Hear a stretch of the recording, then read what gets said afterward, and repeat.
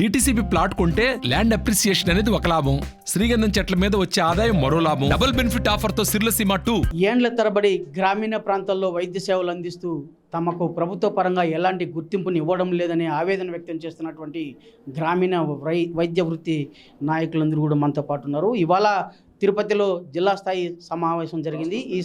ఈ సమావేశంలో భవిష్యత్తు కార్యాచరణ ప్రణాళికను నిర్ణయించుకొని రానున్న ఎన్నికల్లో తమ సమస్యను ఏ పార్టీ అయితే పరిష్కరించేందుకు కృషి చేస్తుందో వారికి తమ మద్దతు పలుకుతామని చెప్పి పేర్కొంటూ తీర్మానం చేస్తున్నారు. దానికి సంబంధించిన మరింత సమాచారాన్ని మనవాడికి తెలుసుకున్నాం. సార్, ఇవాళ మీరు ఈ సమావేశాన్ని ఎందుకు ఏర్పాటు చేశారు, కారణాలు ఏంటండి? ఇది రాష్ట్ర స్థాయి కాన్ఫరెన్స్.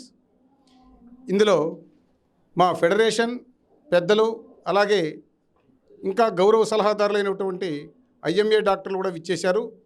ఈ గ్రామీణ వైద్య వ్యవస్థకు జరుగుతున్నటువంటి అన్యాయాన్ని ఇదివరకే చాలాసార్లు మేము గవర్నమెంట్కి అప్పీల్ చేసుకోవడం జరిగింది. అయితే రాజశేఖర రెడ్డి గారి పీరియడ్లో జీవో ఇవ్వడం, ట్రైనింగ్ స్టార్ట్ కావడం, దాన్ని అర్ధాంతరంగా ఆపేయడం కూడా జరిగింది. తర్వాత చంద్రబాబు నాయుడు గారితో వచ్చిన తర్వాత 465 జీవో రిలీజ్ చేసి దాని మీద అభ్యంతరాలతో అది కూడా ఆపేయడం జరిగింది. ఇప్పుడు మేము అన్ని సంఘాలు ఒకటిగా ఫెడరేషన్ ఏర్పాటు చేసుకుని దాదాపు 25 సంవత్సరాలు అవుతుంది. సార్, ఇవాళ గత ప్రభుత్వం ఇప్పుడు ఉన్నటువంటి జగన్మోహన్ రెడ్డి గారు పాదయాత్రలో మీకు హామీలు ఇచ్చారు, సమస్య పరిష్కరిస్తామని చెప్పారు. అది ఎంతవరకు వచ్చింది, ఏంటండి? ఆ ప్రయత్నమే జరగలేదండి. ఎందుకంటే ఉన్న వాస్తవం ఎలాంటి హామీ ఇచ్చారండి? మేము ప్రభుత్వం ఏర్పాటు చేయంగానే పాదయాత్రలో జగన్మోహన్ రెడ్డి గారు ఇచ్చిన మాట అందరి దగ్గర సాక్ష్యాలు, వీడియో క్లిప్పింగ్స్తో సహా ఉన్నాయి. ఖచ్చితంగా ఆర్ఎంపీలకు న్యాయం చేసి రికగ్నేషన్ చేస్తాం, వీళ్ళ వృత్తికి తగిన గుర్తింపునిస్తామని చెప్పి ఆ రోజు హామీ ఇచ్చారు. అది జరగలేదు మాకు ఈ 5 ఏళ్లలో. అది మేము మీకు కూడా తెలియజేస్తున్నాం. ఎన్నో ప్రయత్నాలు చేశాం, మాకు అపాయింట్మెంట్ కూడా దొరకని పరిస్థితి. కాబట్టి ఈరోజు చెప్తున్నాం, వచ్చే ప్రభుత్వంలో అయినా, ఆ రోజు కూడా రాజశేఖర రెడ్డి గారు మొదటిసారి ముఖ్యమంత్రి గారు అయినప్పుడు మా అప్పీల్తో చేయలేకపోయారు. రెండోసారి ముఖ్యమంత్రి అయితేనే ఖచ్చితంగా మాకు చేశారు. అందుకే ఈరోజు అడుగుతున్నాం, ఇది రాజకీయ కోణమో లేదా ఎలక్షన్ ముందరో ఇది కాదు మా డిమాండ్. ఈ అర్థనాదం దశాబ్దాల కాలం నుంచి ప్రభుత్వాలకు విజ్ఞప్తి చేస్తున్నాం. దానికే ప్రపంచంలో దేశంలో ఎక్కడ లేని విధంగా ఇక్కడ రూరల్ హెల్త్ మీద పరిపూర్ణమైన అవగాహన కలిగిన ఒక రాజశేఖర రెడ్డి గారు, ఆయన కూడా ఎంబీబీఎస్ డాక్టరు, కరెక్ట్ వీళ్ళకి ట్రైనింగ్స్ ఇస్తే నాలెడ్జ్ వాళ్ళకు డెవలప్ అవుతుంది. తద్వారా ప్రజలకు కూడా మెరుగైన వైద్య సేవలు అందుతాయనే ఉద్దేశం, ఒక క్రమశిక్షణకు కట్టుబాటు కూడా తయారు చేయొచ్చు ఈ జీవో ద్వారా అనే ఒక నిర్ణయాలతో వీళ్ళ మీద ఓన్లీ రికగ్నేషన్ లేదనే నెపంతో, వాళ్ళ గుర్తింపు లేదనే చట్టాలతో, ఆ చట్టాల పరిధిలో వీళ్ళు లేరనే ఒక నెపంతో వీళ్ళ మీద ఈ విధమైన కొన్ని ఆరోపణలు చేస్తున్నారు. నిజంగా మీడియా వాళ్ళు మీరు ఉన్నారు, మేము కూడా విజ్ఞప్తి చేస్తున్నాం, ప్రతి వ్యవస్థలో వారధిలాగా ఉంటారు. ఇప్పుడు పత్రికా రంగం ఉంది, ఎంతమంది ఎంఏ మనమున్న ఏమంటాం మనం.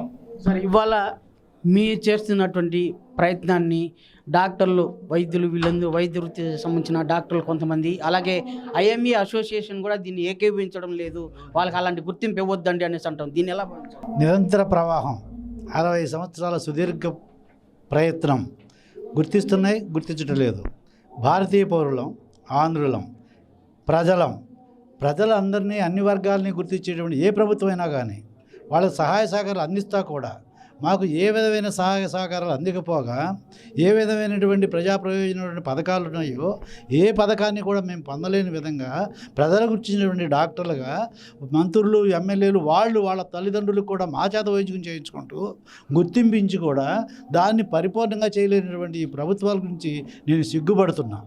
నేను ఒకటే హెచ్చరిస్తున్నా, ఏ ప్రభుత్వం వచ్చినా రేపొద్దున్నా ఎట్టి పని దేర్ ఈజ్ ఏ వే. మీరు ఏ ప్రభుత్వం వచ్చినప్పటికి కూడా గతంలో ఏదైతే జీవోలు ఇచ్చారో మా సోదరులు చెప్పారో ఆ జీవోలను మీరు ఇంప్లిమెంట్ చేయాలి. జీవో ఇచ్చినది మాత్రమే కాదు, ఈ should be discussed in the assembly. చట్టం చేస్తేనే మాకు ఒక పరిష్కారం లభించుద్ది. If there is any problem in legal or logical whatever the way it is having with you to recognise ourself, దానికి మనం కూర్చొని డిస్కస్ చేయాల్సిన అవసరం ఉంది. ఏ ప్రభుత్వం వచ్చినా ఆ ప్రభుత్వాన్ని ఒకటే రిక్వెస్ట్ చేస్తున్నా, ప్రభుత్వమే మా కాళ్ళ దగ్గరికి రావాలి కానీ మేము ప్రభుత్వం కాళ్ళ దగ్గరికి వెళ్ళమని చెప్పి నేను ఛాలెంజ్ చేస్తున్నా. రెండోది, moreover that we should sit and discuss. ఇక ఐఎంఏకి వచ్చేటప్పటికి విచక్షణ జ్ఞానంతో ఆలోచించాలి. బ్రహ్మవేడికి బ్రాహ్మడికి జంజవేళ అన్నట్లు మాకు మంత్రాలు నేర్పి బయటికి పంపించారు, నేర్పించుకున్నాం. మీరే మమ్మల్ని ప్రాక్టీస్ చేసుకోమని సంతకాలు పెట్టారు. ఇవాళ ఎందుకు వ్యతిరేకిస్తున్నారు? మీరే 429 జీవోకి సహకరించారు, ఎందుకు వ్యతిరేకిస్తున్నారు? If it is any problem in Indian medical act or Indian national medical act, you should discuss what is the way to recognise it, to protect the practice, to continue the livelihood to the all village practitioners. That's enough. ఇట్టి పరిస్థితిలో ఏ ప్రభుత్వం వచ్చినా కూడా మా ఓటులు కావాలి, మా సేవలు కావాలి. నువ్వు ఈ వైద్యపరంగా నువ్వు ఎన్ని ఇచ్చినా కూడా మా ఉనికి నడుస్తూ ఉంది. ఎందుకు ఇది ఆలోచించరు? విచక్షణ కారణంతో ఆలోచించమని ఏ ప్రభుత్వం వచ్చినా జరిగిన ప్రభుత్వాన్ని కూడా హెచ్చరిస్తున్నాను. I'm Raja Siddhartha. కరోనా టైంలో మీ సేవలు వినియోగించుకున్నటువంటి ప్రభుత్వం ఇవాళ మీ ఉనికిని గుర్తించడం లేదు. భవిష్యత్తులో రానున్న ఎన్నికల నేపథ్యంలో ఏ ప్రభుత్వం మీకు ఒకవేళ గుర్తింపునివ్వకపోతే మీ స్టేటస్ ఏంటి? డెఫినెట్గా మేము అనుకున్నది ఏదైతే కార్యక్రమం ఉందో, ఏదైతే గ్రామీణ ప్రాంతాల్లో వైద్యాలు చేస్తున్నటువంటి ఈ గ్రామీణ వైద్యాలు ఉన్నారో వారి భద్రత కోసం మా ఫెడరేషన్ పూర్తిగా పనిచేస్తుంది. ఏ ప్రభుత్వం వచ్చినా కూడా మేము పూర్తిగా డిమాండ్ చేస్తాం. ఎట్టి పరిస్థితుల్లో విడిచిపెట్టే ప్రసక్తే లేదు. ఇప్పటికి కూడా ఈ ప్రభుత్వం హామీలు ఇచ్చి ఉంది, జీవోలు విడుదల చేసి ఉంది. మేము అడిగేది ఏంటంటే ఈవేళ కొత్తగా ఒక జీవోని విడుదల చేయమని మేము అడగడంలా, ఇచ్చిన జీవోలను ఇంప్లిమెంటేషన్ చేయమని చెప్పేసి మేము అడుగుతూ ఉన్నాం. ఆ జీవోలను ఎట్టి పరిస్థితుల్లో కూడా ఇంప్లిమెంట్ చేయాలి. మేము ఒక్కటే మా డిమాండ్. ఎట్టి పరిస్థితుల్లో రాబోయేటువంటి ఏ ప్రభుత్వం వస్తుందో మాకు కూడా తెలియదు. కానీ ఏ ప్రభుత్వం అయితే మేనిఫెస్టోలో పెట్టి ఈ గ్రామీణ వ్యవస్థని గాడిని పెట్టి వారికి కొంత తరబిదిరిచ్చో వారికి కావాల్సినటువంటి విధానంగా మేము ఏదో ఈ రకంగానే చేయమని మేము డిమాండ్ చేయట్లా. వారి యొక్క పద్ధతి ప్రకారంగా చేసుకుని గ్రామీణ ప్రాంతంలో ఉన్నటువంటి వైద్య వ్యవస్థనంతా కూడా ఎట్టి పరిస్థితుల్లో కూడా మాకు చేయాలి, మమ్మల్ని భద్రతగా కల్పించాలి. ఈవేళ వేల కుటుంబాలు ఈవేళ రోడ్డును పడిపోయే పరిస్థితి వచ్చింది. ఇప్పటికి కూడా చాలా ఆర్థికపరమైనటువంటి ఇబ్బందులతో గ్రామీణ వ్యవస్థ ఇబ్బంది పడుతూ ఉంది. ఎట్టి పరిస్థితుల్లో మరి ఈరోజు ఎట్టి పరిస్థితుల్లో కూడా మా భద్రత కోసం మేము ఎంతకైనా ముందుకు వెళ్తామని చెప్పేసి ఈ రాష్ట్రంలో ఉన్నటువంటి అన్ని సంఘాలు సమిష్టిగా దీని మీద మేము పనిచేస్తామని చెప్పేసి కూడా మేము విజ్ఞప్తి చేస్తూ ఉన్నాం. ఇప్పటికే ప్రభుత్వాలన్నీ కూడా మమ్మల్ని మోసగించినాయి. ఈ ప్రభుత్వాలన్నీ కూడా మమ్మల్ని మోసం చేయడం జరిగింది. ఎట్టి పరిస్థితుల్లో కూడా ఎవరైతే మేనిఫెస్టోలో పెడతారో వారికి మేము మద్దతు ఇవ్వడానికి కూడా మేము సిద్ధంగా ఉన్నాం. మీరు ఐఎంఏ సలహాదారులుగా మీరు ఎలాంటి వైద్యులకు, అంటే గ్రామీణ ప్రాంత వైద్యులకు, అంటే రియల్గా ఉన్నటువంటి మామూలుగా ఎంబీబీఎస్ చేసినటువంటి వైద్యులు మాత్రం వ్యతిరేకిస్తున్నారు ఈ ఆర్ఎంపీ దీనికి సంబంధించింది. దీన్ని ఎలా ప్రొటెక్ట్ చేస్తారు ఏంటి?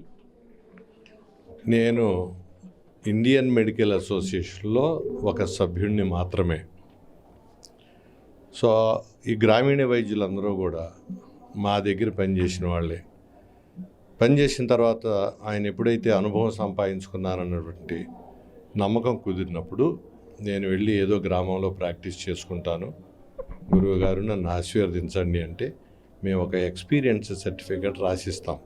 గతంలో రాసిచ్చాం, ఇప్పుడు రాస్తున్నారు. ఏమంటే ఆయన మా దగ్గర ఏం నేర్చుకున్నాడు, ఆయన తాహత ఎంత, ఏమి చేయగలడు, అతని క్యారెక్టర్ బాగుంది, మంచి కుర్రాడు, దేవుడు ఆశీస్సులతో వృద్ధిలోకి రావాలి అని ఆశీర్వదించి పంపుతాం. తీరా వెళ్ళిన తర్వాత అక్కడ ప్రభుత్వాలు ఎప్పుడు కూడా ఈ గ్రామీణ వైద్యులకి ఎదురు కాదండి. అంటే వీళ్ళకి అనుభవం లేని కారణంగానే వీళ్ళని గుర్తింపు ఇవ్వటం లేదనే వాదన వస్తుంది. ఎంతవరకు కరెక్టే. అనుభవం ఇచ్చిందే ఇండియన్ మెడికల్ అసోసియేషన్ డాక్టర్లే అనుభవం ఇచ్చారు. అది చాలలేకపోతే నేను సర్టిఫికెట్ ఇవ్వనయ్యా, ఎందుకంటే నీకు అనుభవం చాలలేదు, ఇంకో 2 ఏళ్ళు పని చేయి ఇస్తానని అనాలి. కానీ ఇచ్చాడు సర్టిఫికెట్ అంటే ఆయన తృప్తి చెందినట్టే కదా. మరి ఇంకా లేదు అనుభవం అనేది కరెక్ట్ వాదన కాదు. ఇకపోతే వీళ్ళు తప్పులు చేస్తున్నారు, యాంటీబయాటిక్స్ ఇష్టం వచ్చినట్టు వాడుతున్నారు, కార్టికోస్టెరాయిడ్స్ వాడుతున్నారు, సో అది ప్రజలకు చాలా ఇబ్బంది అనేటువంటిది అదొక వాదన. దాని గురించి మనం వాళ్ళని జీవించే హక్కు, అది రాజ్యాంగబద్ధంగా 20వ ఆర్టికల్లో వాళ్ళు కూడా బతకాలి యాజ్ ఎ సిటిజన్. బ్రతుకు తెరువులో భాగంగా వాళ్ళు గ్రామంలో ప్రాక్టీస్ చేసుకుంటూ ఆ గ్రామానికి ఏమన్నా ప్రభుత్వ వైద్యుడు అర్ధరాత్రి కడుపులు నొప్పి వచ్చినా, ప్రాణం మీదకి వచ్చినా ఎవరైనా వెళ్తున్నారా? ఇప్పటికి వెళ్ళటం లేదు. వెళ్ళని ప్రాంతాలు చాలా ఉన్నాయి. కానీ ఆ వైద్యం చేయవలసిన బాధ్యత ప్రభుత్వాన్ని, అది కూడా ఆర్టికల్ 20లో రాసింది. ఆ ప్రభుత్వం నిర్వర్తించవలసిన బాధ్యత ఈ గ్రామీణ వైద్యులు చేస్తున్నారు. ₹1 ప్రభుత్వం దగ్గర తీసుకోకుండా ఎవరైతే లబ్ధి పొందుతున్నారో వారు ఎంతో కొంత చేతిలో పెడితే వీళ్ళు అక్కడ బ్రతుకుతున్నారు. ఒక ఆశయం ఉంది.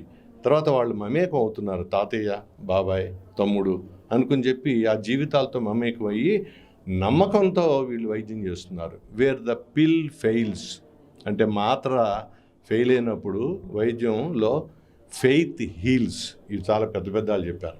నమ్మకం జబ్బును తగ్గిస్తుందని. అట్లీస్ట్ ఆ నమ్మకంతో అన్న వాళ్ళు జబ్బులు తగ్గిస్తున్నారు కదా. అందువల్ల ఎట్టి పరిస్థితుల్లో ఎంబీబీఎస్ డాక్టర్లు కూడా వీరికి మద్దతు ఇచ్చి మాకు అభ్యంతరం లేదు, కానీ కొన్ని ప్రామాణికాలు ఏవైతే మేము నిర్దేశిస్తున్నామో అవి వీళ్ళు గనక రీచ్ చేయగలిగితే మీరు వాళ్ళకి ఇవ్వండి అని గ్రామీణులను దృష్టిలో పెట్టుకుని ఎంబీబీఎస్ వాళ్ళు కూడా వాళ్ళకి మద్దతు ఇస్తే బాగుంటుంది. గ్రామీణ ప్రాంతంలోని వైద్యుల సేవలను గుర్తించి ప్రభుత్వం తగిన గుర్తింపు కల్పిస్తూ ఆదరించినట్లయితే మరింత సేవలను ప్రజలకు అందుబాటులోకి తీసుకొస్తామని చెప్పి పిఎంపి డాక్టర్ల అసోసియేషన్ వాళ్ళు నిర్ధారిస్తున్నారు. వీడియో జర్నలిస్ట్ మణితో రవి, తిరుపతి. మరిన్ని వీడియోస్ కోసం ఛానల్ ని సబ్స్క్రైబ్ చేయండి. లేటెస్ట్ అప్డేట్స్ కోసం వాట్సాప్ ఛానల్ ని ఫాలో చేయండి. అండ్ లింక్ డిస్క్రిప్షన్ లో ఉంది.